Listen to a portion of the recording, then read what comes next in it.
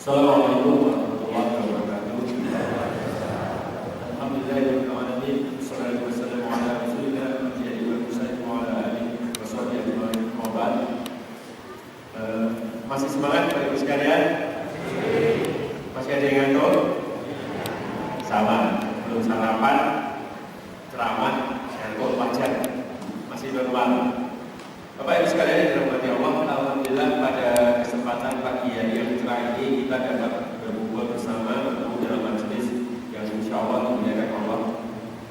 Kebetulan ini pekan kemarin saya baru jadi Karanganyar juga, pekan ini kesini lagi.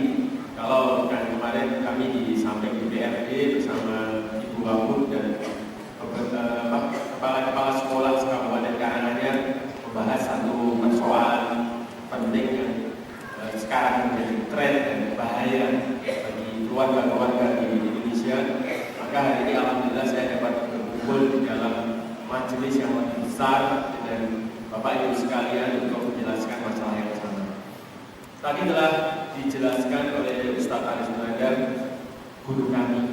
Saya muridnya beliau mendampingi saja, makanya ini saya akan hanya melengkapi saja apa yang beliau sampaikan tadi. Tadi dijelaskan banyak tentang kiat-kiat membangun keluarga sakinah, kiat-kiat membangun keluarga yang bahagia. Tentu kita di sini semuanya menginginkan keluarga yang sakinah. Tentu kita di sini menginginkan keluarga yang bahagia. Ibarat seorang petani yang bercocok tanam, menanam tanamannya, tentu dia selain memupuk, merawat tanamannya juga harus menyadari virus, warna, hama yang akan menyerang tanamannya. Ibarat seorang pedagang sambil trik-trik kiat-kiat bisnis akan menyadari juga apa bahaya yang mengancam bisnisnya. Demikian juga sebuah keluarga. Kita di dalam membangun keluarga yang sakinah, kita tentu juga harus menyadari kira-kira apa ya yang mengancam keluarga kita. Kira-kira virus apa ya yang akan menyerang bangunan rumah tangga kita. Tadi beliau menjelaskan sebelum kita menikah, kita harus memilih. Tapi menurut saya kurang lengkap. Jadi tadi kan kita di dalam memilih pasangan harus yang sama agamanya. Kalau zaman sekarang tidak cukup harus sama agamanya, harus sama agamanya, tetapi beda jenis kelaminnya. Karena sekarang dibolak-balik, ada yang sama agama, beda agamanya, sama jenis kelaminnya. Keliru toh? Ya. Beda agamanya, sama jenis kelaminnya. Dia mau jeruk makan jeruk.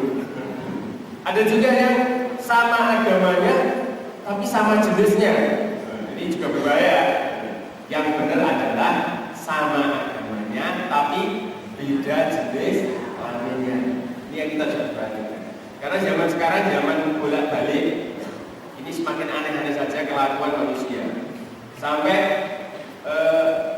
ada seorang profesor doktor ahli Islam, staf ahli Kementerian Agama ini menghalalkan pernikahan sejenis. Saya nggak usah sebutkan namanya, tapi cukup nanti dicari di media massa di internet. Siapa sih kok ada profesor doktor ahli agama Islam kok sampai menghalalkan pernikahan sesama jenis? Ini aneh. Nah, Bapak Ibu sekalian, kebetulan saya di sini diamanai dari komunitas keluarga sakinah. Kenapa pentingnya kita membangun komunitas ini? Apa sih perlunya? Karena Bapak Ibu sekalian, kebetulan saya beberapa tahun belakangan juga aktif membidangi tentang edukasi dan pendampingan. Jadi tentang pendidikan dan pendampingan orang-orang yang melakukan perilaku seksual menyimpang, atau sekarang apa yang dikenal dengan LGBT. LGBT ini rokok, bukan lagi galau banyak tagihan, atau apa lagi ganteng dunia tiga, bukan itu ya. Kemarin sudah dijelaskan LGBT itu apa, lesbian, gay, biseksual dan transgender. Ini bahaya yang sekarang menyimpang. Kami hari-hari ini sudah bertahun-tahun sampai hari ini menemukan banyak fakta yang mungkin akan membuat kita terkejut. Jadi ini sekali lagi bukan isu, bukan propaganda yang hanya menjadi tren sesaat, tetapi ini adalah fakta yang ada di sekitar kita. Misalnya, kami menemukan bahwa kelompok penyimpang ini saat ini telah menyebar di mana-mana. Mulai dari sasarannya itu anak-anak, remaja, sampai orang dewasa yang sudah menikah. Mulai dari artis sampai guru pabrik, semuanya ada. Beberapa waktu yang lalu saya diwawancarai Solo Pos, saya katakan, Pak, berapa sih jumlah gay yang ada di kota Solo? Saya jawab, saya tidak punya data resminya, cuma saya mendapatkan informasi dari Komisi Penanggulangan AIDS, katanya, sekali lagi ini bukan data saya, data dari Komisi Penanggulangan AIDS, jumlah LSL, lelaki sama lelaki, atau gay, atau homoseksual di kota Solo yang laki-laki saja, kurang lebih ada sekitar 5.000 orang. Itu data tahun 2010, saya nggak tahu datanya sekarang. Itu orang-orang Solo marah-marah, itu datanya dapat dari mana Ustaz? Ya Allah, itu bukan data dari saya, silakan cek di Komisi Penanggulangan AIDS. Karena yang paling berkepentingan supaya ini virus tidak menyebar adalah mereka, karena mereka yang paling rentan terhadap penyebaran HIV AIDS. Itu Bapak Ibu sekalian. Terus kemudian saya juga menemukan data ketika mereka di televisi selalu mengatakan, oh ini tidak berbahaya, ini tidak menular. Faktanya tidak seperti itu, Bapak Ibu sekalian. Ketika gerakan ini menyebar di mana-mana, ketika komunitas ini semakin membesar, kira-kira bagaimana mereka berkembang? Ya, kalau kita sebagai lelaki dan wanita normal, sebagai manusia normal, berkembang biak tentu dengan menikah. Sebagai jelaskan Ustaz, kita dengan menikah, dengan kawin. Lantas bagaimana mereka berkembang biak jika kawin lelaki dengan lelaki, wanita dengan wanita? Gimana kira-kira berkembang biak ini? Jeruk, kambing jantan sama kambing jantan, kira-kira menghasilkan keturunan enggak? Apakah mereka seperti bakteri dengan membelah diri untuk berkembang biak? Tentu tidak. Mereka berkembang biak, menambah jumlahnya adalah dengan menularkannya kepada yang lain. Mereka akan cari korban. Dan naudzubillah, hari ini korbannya semakin mudah saja. Beberapa waktu yang lalu saya dapat telepon dari salah seorang ustadzah dari sebuah pondok tahfidzul Quran di sekitar Solo. Ustadzah tadi curhat kepada kami, mengajukan kepada kami bahwa ada santrinya kelas 7 itu baru berada kelas 1 SMP, telah melakukan perilaku sejenis kepada temannya. Bayangkan, di pondok tahfidzul Quran baru kelas 1 SMP sudah melakukan perilaku seperti itu kepada temannya. Terus bagaimana di sekolah-sekolah lain yang bukan dasarnya agama? Tentu lebih parah lagi. Ini satu contoh kasus saja. Dan kemudian kami juga mendapati fakta, mereka kaum LGBT, kaum perilaku kaum penyimpang ini, apa yang menjadi hambatan mereka berkembang? Ternyata yang menjadi ancaman bagi mereka, yang menghambat mereka, hambatan terbesar adalah agama. Doktrin-doktrin agama, ajaran agama yang mengharapkan perilaku seks sesama jenis itulah yang menghambat mereka. Bukan peraturan undang-undang, bukan kepolisian ataupun yang lain, karena tidak ada undang-undangnya di Indonesia. Jadi yang menghambat mereka adalah agama. Nah, tentu di sini bagaimana menghambat mereka? Kita harus kembali pada agama. Dan mereka pun mempunyai upaya bagaimana sih caranya merusak agama, sehingga mereka membuat tafsir-tafsir baru atas teks-teks Al-Quran. Misalnya, ketika di dalam Al-Quran surat Al-A'raf itu disebutkan kisah tentang Nabi Lut, di situ disebutkan bahwa Nabi Lut, kaum Nabi Lut diazab Allah karena mereka melakukan perilaku seks sesama jenis. Maka mereka membuat tafsir baru. Oh, enggak. Kaum Nabi Lut itu diazab oleh Allah bukan karena mereka homoseks, tetapi karena memang itu bencana alami, sebagaimana longsor di Karanganyar ataupun tsunami di Aceh, ya seperti itu. Buktinya, kalau memang Allah mengazab kaum sesama jenis, Itu Amerika, Belanda, Belgia yang menghalalkan sesama jenis juga nggak cukup. Terus ada lagi yang lebih kurang ajar. Mereka mengatakan Nabi Lut ini sebenarnya cemburu. Dia membuat konspirasi karena anak wanitanya ditawarkan kepada kaum yang tidak laku, maka dia menuduh kaumnya kejam, berlaku fahisyah, berlaku keji. Ya, Nabi aja dituduh yang enggak, kurang ajarnya mereka. Kemudian Bapak Ibu sekalian, yang terakhir dan ini penting kaitannya kenapa kita perlu membangun KKS, komunitas keluarga Sakinah, adalah bahwa yang menjadi titik pertama sekaligus benteng terakhir pertahanan kita untuk menghadapi gempuran mereka adalah keluarga. Ini Bapak Ibu sekalian yang dirahmati Allah, karena sebagaimana disebutkan oleh Rasulullah SAW, kullu mauludin yuladu 'alal fitrah. Sesungguhnya setiap anak-anak kita itu semua terlahir dalam kondisi fitrah. Gak ada anak kita yang terlahir menjadi gay, menjadi lesbi, menjadi banci, sebagaimana tujuan mereka. Mereka kan selalu membuat teori bahwa kami itu dilahirkan dalam kondisi gay, kami dilahirkan dalam kondisi lesbi. Sebenarnya saya itu seorang laki-laki tapi terperangkap dalam tubuh wanita. Atau saya itu wanita tapi terperangkap dalam tubuh laki-laki. Ditambahi lagi ketika mereka bertemu tadi para ulama sur tadi, para doa ila ahli jahanam tadi, para dai-dai penyesat tadi, ditambahi jalan, oh benar kok, kamu itu sudah sesuai fitrahmu, itu takdir Allah yang ada padamu. Nah, maka mereka nggak mau tobat karena memahami bahwa kondisi yang ada pada diri mereka sudah sesuai dengan fitrah. Nah, ini yang menyesatkan. Maka kami membuat penelitian, membuat dialog dalam konsultasi kami dengan para pelaku. Ternyata didapat bahwa mereka menjadi seperti itu sebagian besar disebabkan pola asuh yang salah di dalam keluarga. Kenapa Bapak Ibu sekalian? Perlu saya jelaskan.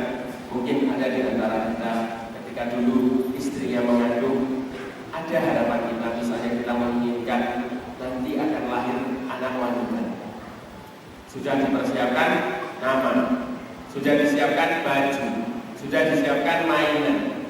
Ternyata ketika istrinya lahir, ketika istrinya melahirkan, ceprot bayinya laki-laki. Waduh, iya, anak nurut lanang di bayi. Padahal sudah tak siapkan nama Susi. Tak jenis Susianto, Susi. Padahal laki-laki. Mohon maaf yang namanya Susi. Terus kemudian tadi karena dia sudah menyiapkan baju, menyiapkan mainan, lama-lama sudah terbiasa. Ini anak laki-laki tapi diberi pakaian wanita, diberi mainan seperti wanita. Akibatnya dia terpengaruh pola asuh tadi, akhirnya dia berperilaku sebagaimana wanita. Ini satu faktor. Kemudian yang lain Bapak Ibu sekalian, ada juga perilaku ayah, perilaku bapak yang kurang perhatian kepada anaknya. Bapak yang berperilaku terlalu keras, baik keras kepada anaknya maupun kepada ibunya. Akhirnya anak menganggap bahwa semua laki-laki itu jahat. Dia akhirnya dekat dengan ibunya dan bersifat mayu. Dia akhirnya melambai. Nah, itu juga salah satu sebab kenapa anak akhirnya menjadi berperilaku menyimpang.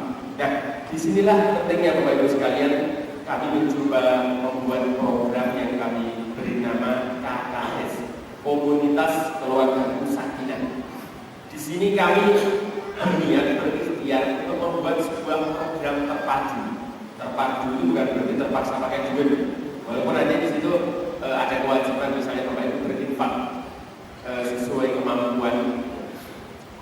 Kita berusaha membuat program terpadu yang mulai membina sejak pranikah. Jadi bagaimana anak-anak muda kita, remaja kita persiapkan. Nanti ada kuliah pranikah. Jadi monggo nanti mungkin yang di Karanganyar komunitas di sini menyelenggarakan kuliah pranikah. Bisa menghubungi kami. Terus kemudian nanti kita siapkan para dai.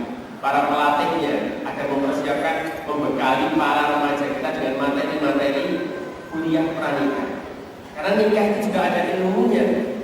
Orang ujuk-ujuk, terus pokoknya ada diomongin terus lagi. Tidak seperti itu. Ada ilmunya sehingga nanti keluarga yang dibangun pun menjadi keluarga sakinah sebagaimana tadi disampaikan oleh Ustaz. Kemudian nanti juga ada program sekolah orang tua. Kenapa? Tadi seperti Ustaz, ada mungkin orang tua yang aksen seperti itu. Kita juga di sini perlu belajar bagaimana menjadi orang tua, bagaimana menangani konflik dengan anak, bagaimana juga melanggengkan ikatan pernikahan. Di sini nanti kita akan bahas ilmunya, bagaimana menjadi orang tua. Jadi kita lakukan sekolah orang tua. Monggo yang di karangannya bisa nanti juga mendirikan yang serupa di sini. Nanti kita backup, kita sediakan asatid, kita sediakan kurikulum, siapa diselenggarakan di sini. Terus kemudian juga training anak hebat. Jadi anak-anak kita sejak kecil kita perlu bekal akidah bagaimana, bekal keterampilan untuk survival bagaimana, bekal kemandirian bagaimana, kita bekali semuanya. Tidak hanya ilmu umum tapi juga ilmu jin. Jadi nanti untuk anak-anak kita adakan pelatihan, terus kemudian juga training remaja sukses. Jadi para remaja kita juga harus dibekali biar mereka tidak galau, tidak bingung menghadapi masa remaja. Ini semua kami berikan satu konsep yang kami namakan komunitas keluarga sakinah. Tentu Bapak Ibu sekalian, kami di sini nanti mengharapkan dukungan masukan dari Bapak Ibu sekalian, karena ini semua program dari kita, tawaran dari kita, tapi nanti yang berpartisipasi di sini adalah Bapak Ibu sekalian. Nah, kembali kepada topik LGBT, bagaimana sih sebenarnya menghadapi mereka? Bagaimana kita membangun ketahanan keluarga kita dari gempuran mereka? Jadi yang pertama Bapak Ibu sekalian, sekarang tentu di setiap rumah kita ada yang namanya handphone, ada yang namanya gadget, ada yang namanya Android. Mungkin dulu ada yang mengatakan, aman Ustaz, yang penting di rumah saya tidak ada televisi. Ini sekarang sudah tidak relevan lagi, sudah tidak tepat lagi. Ada yang lebih berbahaya dari televisi. Ada yang namanya Android, yang ketika kita mengakses itu, kita mau cari informasi apa saja, mau cari video apa saja, bisa. Dan ini sangat berbahaya kalau anak-anak kita tidak kita bekali satu bekal, satu imunisasi. Tapi imunisasi ini bukan imunisasi polio atau imunisasi yang lain, tapi adalah imunisasi iman. Disinilah pentingnya imunitas iman di dalam anak-anak kita. Imunitas berupa akidah. Sehingga ketika anak-anak kita berada di rumah, kita tinggal sendirian pun kita tidak akan khawatir. Kenapa? Sudah tertanam dalam diri anak kita, ada Allah yang mengawasi saya, ada Allah yang mengawasi aku. Ini penting sekali, imunitas di dalam diri anak-anak kita. Jadi kita tidak akan khawatir ketika anak-anak kita bermain dengan temannya, anak-anak kita ketemu teman-temannya, lihat bermacam-macam, dia akan tahu pun itu buruk. Saya tidak akan melihat hal itu, saya tidak akan melakukan hal itu. Ini penting, karena di berbagai kota, anak-anak kita itu kadang-kadang kita sudah merasa aman. Anakku kan orang tahu gaul kemana-mana, karena lingkungan buruk, anakku biar di rumah saja. Anakku di kamar kok hanya lihat laptop, hanya pegang-pegang HP, hanya buka-buka Android. Tapi ternyata yang dilihat, ya Allah, hal-hal yang terlarang. Belum lagi pergaulan di dunia maya. Ini bukan dunia maya. Dunia maya itu pergaulan di Facebook atau di WhatsApp. Itu kalau kita tidak hati-hati, banyak anak-anak terjerat LGBT itu salah satunya dari pertemanan komunitas di dunia maya ini. Jadi bukan teman-teman di dunia nyata, ada di dunia maya. Ini yang perlu diwaspadai. Jadi obatnya adalah imunitas iman. Kemudian yang kedua, Bapak Ibu sekalian, adalah bagaimana orang tua memberikan pengasuhan yang optimal. Jadi bapak dan ibu itu harus bersinergi, bekerja sama untuk mengasuh anak-anaknya. Tidak hanya berbagi tugas tugas bapaknya golek duit, sing kon didik anak itu tok. Keliru. Nanti di akhirat akan diminta pertanggungjawaban semuanya. Jadi bapak tetap harus punya tanggung jawab, harus mengontrol bagaimana anaknya, apa yang anaknya baca, apa yang anaknya lihat, dia harus melihat itu, harus mengawasi itu. Mungkin itu Bapak Ibu sekalian